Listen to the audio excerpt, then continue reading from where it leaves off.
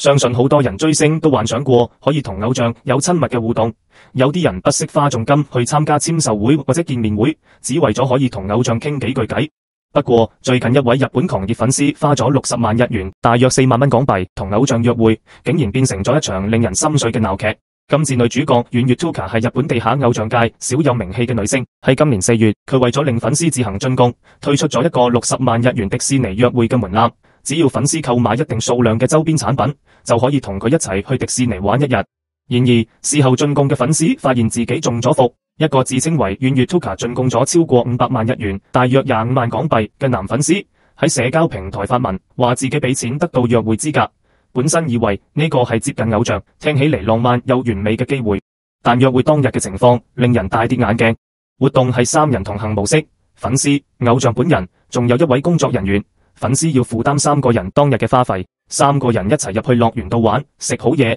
表面上睇似有幾和諧啊，但男粉絲慢慢覺得唔太對路。同行呢位工作人員同偶像互動太過親密，又拖手，又咬耳仔，成對熱戀情侶咁。所謂嘅樂園約會，男粉絲就好似一個超大電燈膽。約會當日，工作人員嚴格監控男粉絲同遠月 Tuka 嘅互動，手都唔俾掂一下。同偶像比心嗰陣，仲要小心指甲有冇掂到對方。粉絲當時以為係職業禮儀。雖然當日佢同偶像影咗唔少相，但心入面始終覺得唔對路。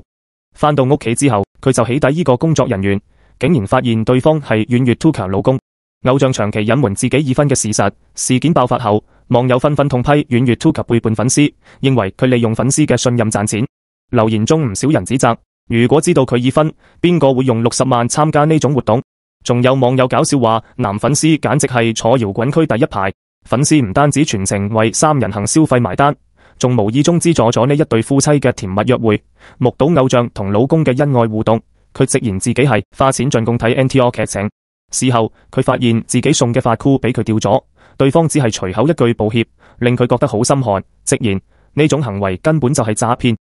相信佢日後聽到迪士尼都會諗起呢個難忘嘅約會啊！佢坦言半年內都一直有自殺念頭，佢仲話如果殺人唔犯法，我會喺佢面前結束所有。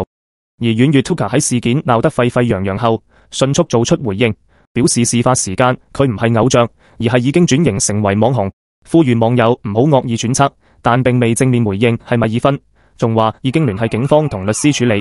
但其後就連續宣布取消多個活動，似乎想避開風頭。網友對佢嘅回應不滿，指出問題唔係在於佢當時係偶像定係網紅，而係佢事先冇透露過同行人員同佢關係密切，仲要用約會福利嘅名目賺錢，要粉絲承擔3人行嘅全日消費。其實追星唔單止係對偶像嘅喜愛同埋崇拜，更加係一種情感寄託。